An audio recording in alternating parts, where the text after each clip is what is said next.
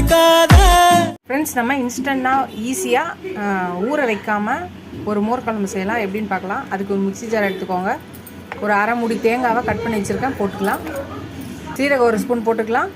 ஒரு 5 இல்லை 6 அவங்கவுங்களுக்கு காரத்துக்கு தேவையான பச்சை மிளகாய் போட்டுக்கலாம். ஒரு சின்ன துண்டு இஞ்சி இருக்குது, அதே போட்டுக்கலாம். ஒரு 1/4 ஸ்பூன் மஞ்சள் போட்டுக்கலாம். இப்போ இது எல்லாத்தையும் நல்லா அரைச்சிக்கலாம். மசிச்ச பிறகு தண்ணி ஊற்றி அரைச்சிக்கலாம். இன்றைக்கி செய்ய போகிறது போண்டா மோர் குழம்பு, இன்ஸ்டன்ட் போடுறோம். அதுக்கு போண்டாக்கு கடலை மாவு ஒரு 1/4 கிலோ எடுத்திருக்கேன்.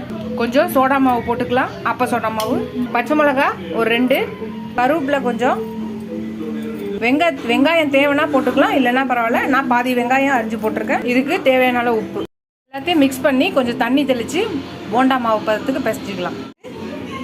மாவு பிசைஞ்சாச்சு. போண்டாக்கு கடாயில் எண்ணெய் வச்சாச்சு. இப்போ போண்டா போட்டுக்கலாம். சின்னதாக போண்டா போட்டுக்கலாம். ஃப்ரெண்ட்ஸ், இது ஒரு 5 நிமிஷம் கொதிச்சிச்சு. இப்போ நம்ம ஃப்ரை பண்ணி வச்ச போண்டாவை இதில் போட்டுடலாம். எவ்வளோ தேவையோ அவ்வளோ போட்டுக்கலாம்.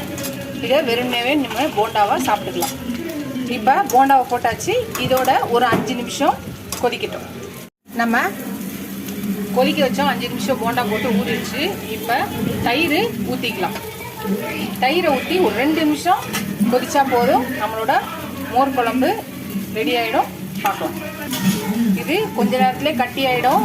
போண்டா எல்லாம் தண்ணியை இழுத்துக்கும். ஸோ அதனால் நம்ம பயப்பட தேவையில்லை. சப்போஸ் உங்களுக்கு இன்னும் கட்டியாக வேணும்னு நினச்சிங்கன்னா நீங்கள் அந்த தேங்காய் விழுதை அரைச்சி ஊற்றினோன்னே அதோடு சேர்த்து கொஞ்சம் கடலை மாவும் நீங்கள் கரைச்சி ஊற்றலாம். ஆனால் மோர் குழம்புல அதெல்லாம் நம்ம போட மாட்டோம். இதுதான் ஸ்பெஷலு இந்த மோர் குழம்புக்கு. ஒரு 5 நிமிஷம் கழித்து பார்க்கலாம். ஒரு 2 நிமிஷம் கொதிச்சா போதும் ஃப்ரெண்ட்ஸ். பார்க்கலாம். ஹலோ ஃப்ரெண்ட்ஸ், இன்றைக்கி தான் லஞ்ச் வேணும்னு பார்க்கலாம் வாங்க. இன்றைக்கி college leave, school off day. So அதனால் ஆஃப்டர்நூன் தான் லஞ்சு.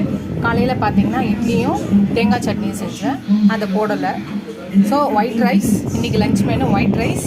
அப்புறம் பார்த்தீங்கன்னா ஈஸியாக ஒரு போண்டா மோர் குழம்பு செஞ்சுருக்கேன்.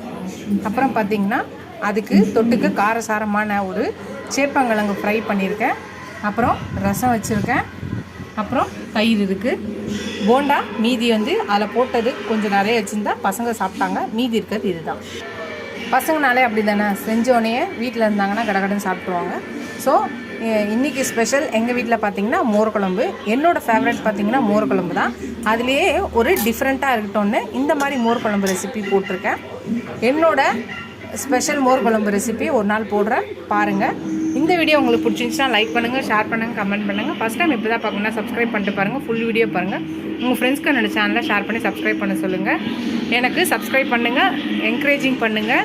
நீங்கள் எவ்வளோக்கு எவ்வளோ லைக் பண்ணி கமெண்ட் பண்ணி சப்ஸ்கிரைப் பண்ணுறீங்களோ அவ்வளோக்கு எவ்வளோ என்கரேஜிங் சப்போர்ட்டிங்காக இருக்கும். எனக்கு புது புது ரெசிபிஸ் போட ஹெல்ப்ஃபுல்லாக இருக்கும். இதோட இந்த வீடியோ அடுத்த வீடியோ பார்க்கலாம். டாட்டா, பாய் பாய் ஃப்ரெண்ட்ஸ்.